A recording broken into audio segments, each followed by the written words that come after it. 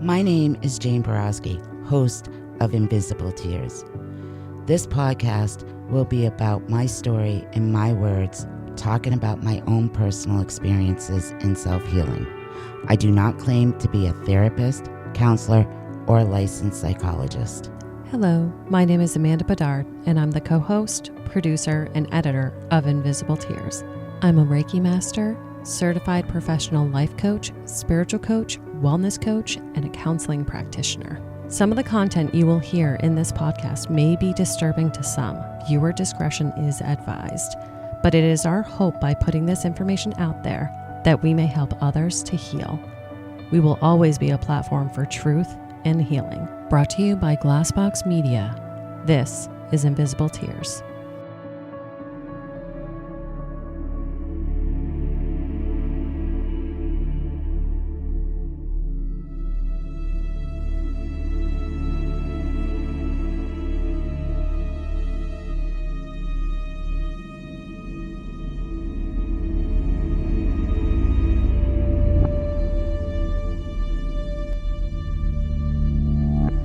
Welcome to Invisible Tears. Amanda here, co-host of Invisible Tears. And today we don't have Jane, but we do have Drew joining us to cover a cold case that was actually sent in to us from Jennifer Amell.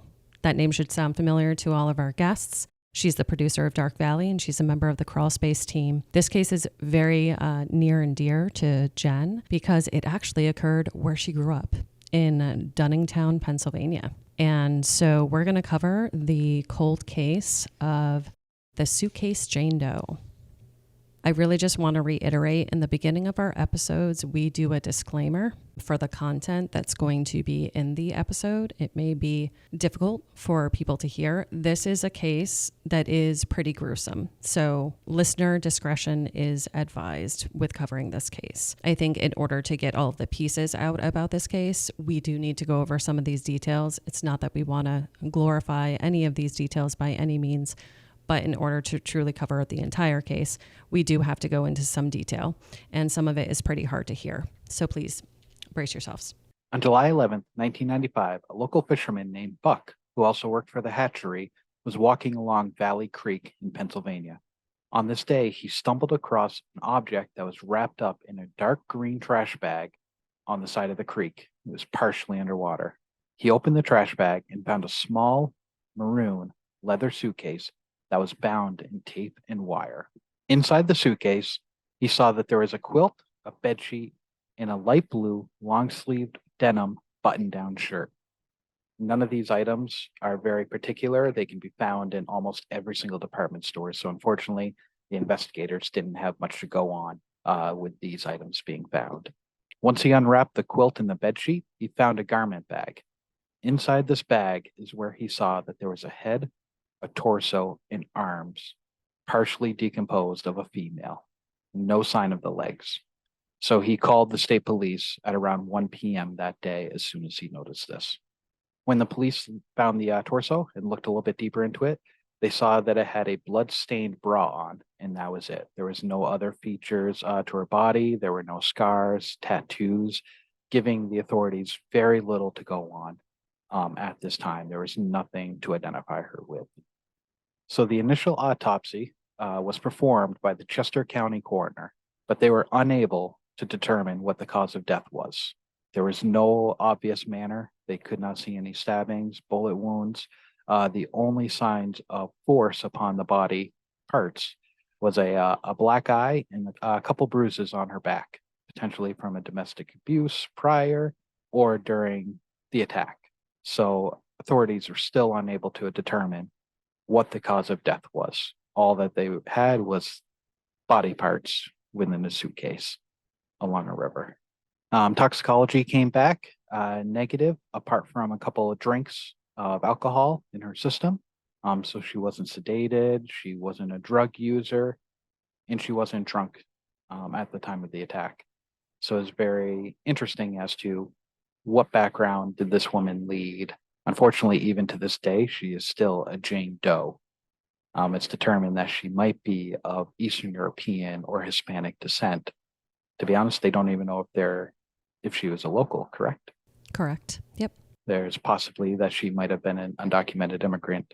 And unfortunately, they have no information to go off of. Yeah, going off of that too, the possibility of her being an undocumented immigrant worker. Since Jen is from the area, she knows that there's mushroom farming exists around this area, and many times undocumented immigrants are working it. So there's a possibility of that. And also going along with that, many of these undocumented immigrants actually live along the river, fairly close to where Suitcase Jane Doe was found. Yep. Now, authorities were able to determine at the location that they believe the murder did not take place there, that the body was just disposed of there. There are some theories with the train tracks being so close. Was the suitcase thrown off of a train? Was it thrown off of the overpass? Because this was right near a tunnel, which has a lot of local lore to it. And I think this story actually adds to it without people realizing it's based off of a real event. And a real event that's not all that long ago. 1995, it is 28 years old, but Jen remembers hearing the legend when she was in high school, which wouldn't have been that long after this event took place. So it also leads to the fact of, was it a legend prior to the murder? And if so, did somebody just be like, oh, this is a great way to dispose of the body here, knowing that it's just going to add to the lore? Nobody knows where it started or why it came from. I actually did hear Jen comment a little bit about that as she started pinging people, obviously, that she knew in the area, really inquiring about the lore, about, these tunnels. And based off of the conversations that she had with her trying to understand where the lore really stemmed from, the lore actually existed before this even happened. So that goes to say, was it somebody who was somewhat local to the area and was just trying to add to the lore because that lore existed, or something else? Right. Using the lore is almost like a countermeasure. Right. Knowing that the locals believe that they've heard this story 1,000 times and that it's local biker gangs that use it as a disposal area. What better way to muddy that water than to actually commit a crime in the same exact fashion, knowing that there's already quote unquote suspects out there. Yeah. So first discovery, torso and head. Now it's interesting because there really isn't any detail that confirms that arms or hands were there. However, they do have fingerprints on file. So take that how you will. Yeah, because there was an early report that when Buck came across the suitcase, he first thought in his mind was, this is suitcase money. I'm getting paid. And then he opened it up and he saw a hand. Okay. So that was one report. However, over the course of the investigation, it was determined that there wasn't actually any hands within the suitcase. But yeah, how did they get fingerprints if there's no arms or legs? And how do they know that those fingerprints are of the murdered victim? Hers. Exactly. Yep. All right. So now we move to our second discovery. So 6 months later, on January 28th, 1996, a jogger discovered both of her legs at Core Creek Park in Langhorne, Pennsylvania. The legs were in a wooded area between Bridgetown Pike and Park Road near the Duchess Lane picnic area. So this location was about an hour away from where the torso was found. Again, 6 months after the torso was found. And in separate counties. So that muddied the waters as well, having 2 separate counties and state police involved with this investigation. So when Bucks County police arrived on the scene, they first discovered the right leg, hip to foot. With no skin from the upper thigh to the ankle, the investigators thought that this was possibly due to animal activity. Nearby in a shallow grave, the left leg was then found. Thigh to below the knee, no foot on this leg. That was discovered along with yet another dark green trash bag. Inside the trash bag were women's clothing. The clothing included one sweater with Mickey and Minnie Mouse on it, blue, black, and pink, size 10, one denim jacket, one denim skirt, and one small black jumper. Found near the trash bag was a white blouse with gold and black buttons. It's reported that the sizes of clothing were consistent with the size of the torso. So then the second autopsy is performed. Once a connection was made by the Chester and the Bucks County officials, Again, as you outlined, different counties. An autopsy to determine the match between the legs and the torsos was conducted at the Phoenixville Hospital morgue.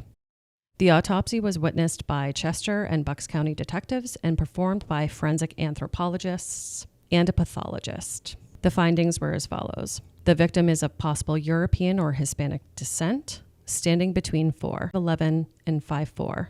Approximate age, 25 to 30 years old. Time of death for both torso and legs was determined to be about 6 months ago. So, when the torso was found, it was hard to determine not just the cause of death, which wasn't determined, but also the amount of time that it had been where it was found. The determination was anywhere from 3 days to 2 weeks. So with these legs, it was determined that they had been there for 6 months. Still no cause, manner, or mechanism of death was determined. The right leg fit into the hip socket of the torso perfectly. Both leg bone and torso bore 15 cut marks from a small sharp blade, possibly a knife. All cuts were consistent and matched. The bone itself was not cut through. I'm getting visuals. I don't like getting visuals. I'm sure the listeners are too. So DNA was taken from both the torso and the legs, and it was sent to Cellmark Diagnostic Labs in Germantown, Maryland, to determine if they were a match. The test came back inconclusive because the leg bones were so deteriorated. So a positive DNA match was never made, but everybody on the forensic teams and the investigators were confident that both the torso and the legs belonged to the same body because of the perfect fit. So now that they had almost all of the pieces of her body, again, they estimated her age to be between 25 and 30, estimated weight 125 pounds, dark brown hair color, worn short. She had brown eyes. She had pierced ears. So they collected DNA, and her fingerprints are available in APHIS and Interpol, and her dentals are in CODIS. Listening to Jen talk, she did talk about one of the doctors that was reviewing the leg, and he did state that he never actually saw the torso. So it's theorized that possibly just the hip bone was sent to match up with the leg, or they used it by looking at photographs to determine that they fit perfectly. But actually taking the torso and the leg and lining them up like a puzzle, that actually did not happen. So once this case got out there, police received over 200 tips over the next 2 years, but they were unable to proceed any further with the investigation leading off of these tips. Without the identity of the victim, it was difficult to know where to even begin. The consensus is that the victim was not murdered at either creek dump sites, but that's where the bodies were placed, just due to there was no other blood around. It was very tight and needy as far as wrapping the bodies up within the suitcase to dispose of. So with that, forensic sketches were made of the victim's face to attempt to identify this missing person. And then in November of 1997, sculptor Frank Bender was commissioned to create a bust of what the Jane Doe looks like according to autopsy results. And we will have that in this video for you to be able to view. And when you look at it, it definitely seems like possibly Eastern European descent, but you can understand how it could also be a Hispanic woman as well. Yep, you could see either characteristics in the reconstructions. Jen actually compiled a really fantastic website specifically dedicated to this case. We'll make sure and obviously put that in the show notes. We will also make sure and note her Patreon that she created to help support the investigation as well. We'll specifically put that in the show notes, but also it's on her website that will be noted as well. Any of the pictures that Jen has on her website, we'll go ahead and make sure and include them in our visual on YouTube as well. So if you are just listening to the audio of the podcast, go ahead and jump over onto our YouTube and watch the video so you can see some of those visuals as well. Yeah, when we started to dig into this Jane Doe case, it started with a basic Google search of Suitcase murder, Pennsylvania. And holy shit. There were quite a few that came up, but when you looked into each one of them, you could tell that they weren't related. They were just, that was the way that the bodies were disposed of. Now, I haven't expanded this search to look at other states, but it was, the hell's going on in, Pennsylvania for this to be common. Now, Amanda and I were actually sitting in our store one day, and we had a customer who came in who was from Philadelphia, and he actually told us that Philadelphia is currently having an issue with prostitutes being found in suitcases. So it seems like this trend has not stopped. There's still so many more unsolved murders of people being found in suitcases in particular in Pennsylvania. It's just interesting to see such an isolated, disposable method. Being up here in New Hampshire, I can't recall hearing of a case where a suitcase is involved. You have a couple cases where oil drums are involved, Containers. but not suitcases. Yep. And I'll say definitely, just generally speaking, as I've tried to spend some time to researching, especially specifically within Philadelphia, I will just say, generally speaking, Philadelphia has a very historic trend of bodies being found dismembered in containers, whether it's a suitcase, whether it's a drum, whether it's a box. Again, it's disturbing for some reason. This has always historically happened in Philadelphia. We'll be right back after a quick word from our sponsors. And now back to our episode.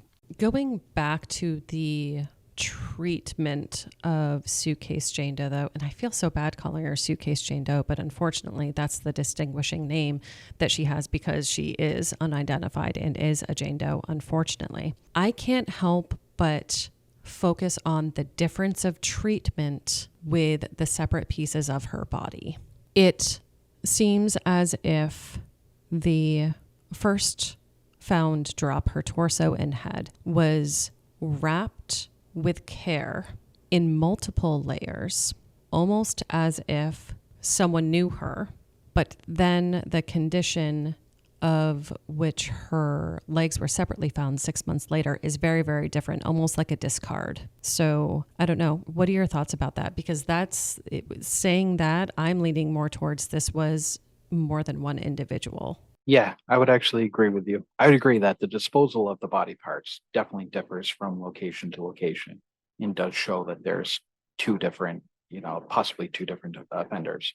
However, wouldn't both offenders be wrapping up the body at the same time? Or were they really just taken and tried to wrap up and dispose of separately? If that's the case, it does almost seem like, are there even more separate crime scenes as far as how the body was caught up and then put into the suitcases? Or were both crime scenes, the body parts wrapped up really nicely? Because as we saw with the legs, animals got into it. Did they truly get rid of all the wrappings and stuff and where the legs actually truly, quote unquote, cared for? But being out in the elements for 6 months longer, all of that care just got ripped away from animals and Mother Nature. Could have been, definitely, especially if there's some sort of determination, obviously based off of the condition. If they think that animals got to the legs, they very well could have removed anything was possibly wrapped in too, especially over the span of 6 months. I don't know. This case really disturbs me. So even though our Suitcase Jane Doe, even though she's not identified, and this case is most certainly not solved, for some reason, the second discovery, or her legs, were actually incinerated right after they performed the autopsy and collected what they needed to from the legs. And as Jen has been digging in and trying to connect with officials, nobody knows where the torso is either. They didn't know where the head is, or because they have the bust that get disposed of as well. Yeah, I'm not sure. So the location of the torso and the head is unknown, but it was verified that the legs were actually incinerated. Can you even imagine being a family member of somebody who was missing for a very long time, somehow finding out that they were an unidentified Jane Doe and hearing that part of their body was missing and the other part was incinerated, so you couldn't even bury their entire body? At some point, if somebody who is truly unidentified, no family members come forward, there's nobody to claim a body. The coroner's office has to do something with them. True. So I do understand the whole, as soon as you take all of the evidence necessary, what are you going to do with it after that point? There's nothing else to gather from it. There's nobody there to claim body.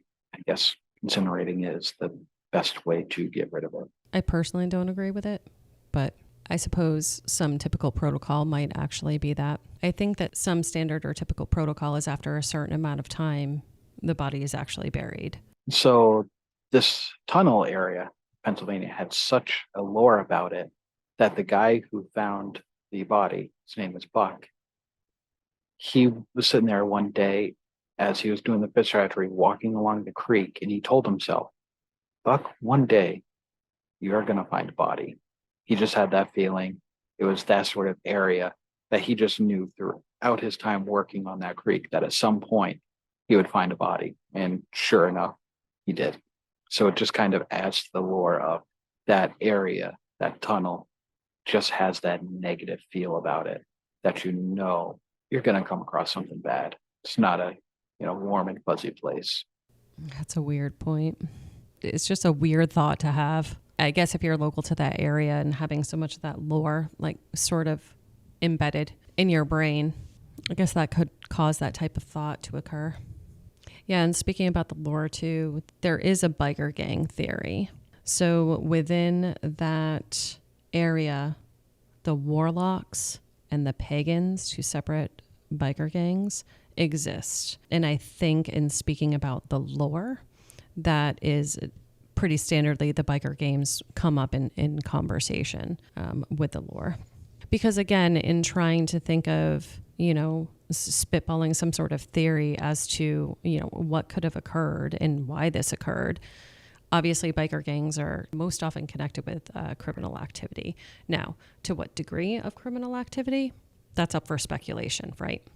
Jen was also contacted by a detective that worked pretty closely with Crawlspace when he heard about this Suitcase Jane Doe, because he was actually working on a case with Dawn Marie Miller, who was missing in Pennsylvania.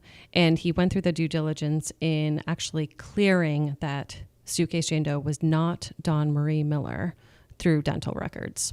So that is one person that is confirmed she is not. And I think it's also would be interesting to note too, there are 4 other Doe cases that are in Pennsylvania that either fit with the demographic of the person that was found or the treatment in suitcases that Jen was able to really outline and specifically pick out. Even though this person was actually found 3.5 hours north of where Suitcase Jane Doe was, Beth Doe is what she's commonly referred to, was found in the Pocono Mountain area in 1976. There was a total of 3 suitcases found. 2 of the suitcases contained arms and legs, and the other one was a torso, head, and a full-term fetus. So that's one case. And well, mind you, 3.5 hours away, so who knows? Are they connected? Are they not? It was also a significantly earlier too, right? In 1976. In searching, Jen found actually 3 other Doe cases that were within an hour from where Suitcase Jane Doe was found. 2 of them were found in Bensalem, Pennsylvania. One of them was found in 1986, and she was 6 months pregnant. One of them was found in July of 1995. The other was found in French Creek, which is actually very close. It's only 20 minutes outside Downingtown. She was found in a shallow grave. She was biracial.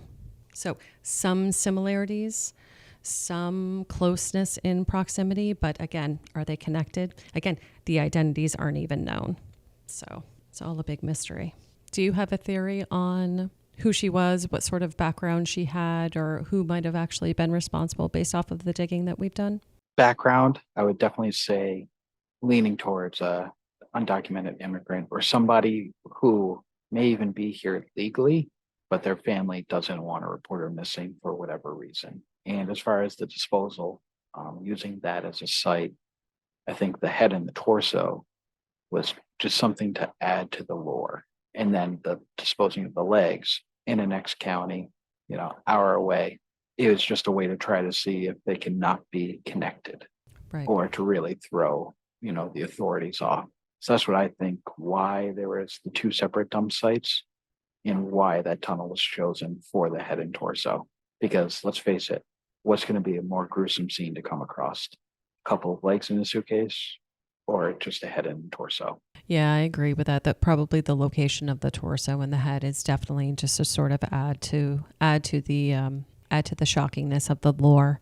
I definitely do feel like it was multiple people. And as far as her background and demographic, I'm definitely leaning a little bit more towards undocumented, immigrant worker, especially with how prevalent the mushroom farming was around that area. That was a really good piece of information that Jen divulged. But regardless of our theories or our conjecture, she's unidentified. Obviously, this case is unsolved. The other thing interesting too was the type of knife that they were able to identify that was used. That it was a small bladed knife, either a buck knife or an X-Acto knife. Now, if you were to try to carry out a dismemberment, I imagine you would want to use something a little bit bigger than that. So that almost lends to it wasn't premeditated. And with how the body was disposed of, where it was disposed of, it wasn't premeditated. Could you possibly be looking at a small group of younger males, either late teens or early 20s, with how, I almost want to say, amateurish the disposal and also the dismemberment was. Now they were able to get it accomplished, but were they using the right tools for it? So does that also lend to it being the first time that they dismembered a body? Now, if you look at disposal, you would say, they've had to have done something like this before. Everything was wrapped up nicely, put into a suitcase, disposed of. Obviously, there was no evidence left behind. She's still unidentified. It's still an unsolved case. So they were able to accomplish what they wanted to, but it doesn't seem like there was as much thought into it unless it was premeditated to look like that. It could be somebody has some hunting background, but if the woman was an immigrant and they don't view her as a person, they might have no issues with, keeping their stomach down to just cut up and dispose of the body. Yeah. I mean, she could have possibly been viewed as a commodity or a piece of property or something of the sort, in which case it would have been easy for this individual. I don't know. I don't know. Ultimately, we could sit here and speculate, but I mean, at the end of the day, really don't know. We could only theorize different things and sort of say where our gut's taking us and sort of spitball different sort of ideas. But yeah, she's still unidentified. But the authorities have all of the pieces so she can be identified. The dental records and the fingerprints and the DNA. If you happen to have any other information or know a little bit more about this case, we still want to try to get it out there that this is an unsolved case of an unidentified woman. So please feel free to reach out to us or Jenna Mel at Dark Valley, and we'll make sure to put the website in the show notes for anybody that might have some more information. Yep, Jen has all the contact information on her specific Suitcase Jane Doe website. So you can go ahead and shoot messages out to her directly too. And again, she has that Patreon to help support the cost of the investigation, to keep on going with the investigation as well. Yeah, if anybody has any sort of information or any sort of leads, please reach out. Or if they know of any other bodies that were found in suitcases in the Pennsylvania area that we didn't talk about, who knows, we might be able to identify that this is a little bit bigger of an issue than just these one-offs that have happened.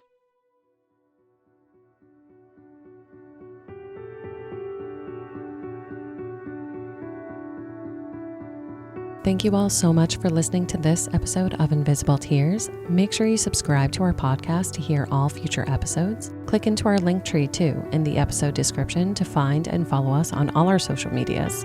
And it also links to our website, invisible-tears.com, where you can keep current on any events that may be coming up, read more about Jane and the team, and read more about all the Connecticut River Valley unsolved cases. If you want to learn more about my wellness practice, Guided Path Wellness, head to guidedpathwellness.org. There you can read more about me and my certifications, more about the Reiki and coaching services I offer both in person and remote, and read all about my products for sale that I make through the practice.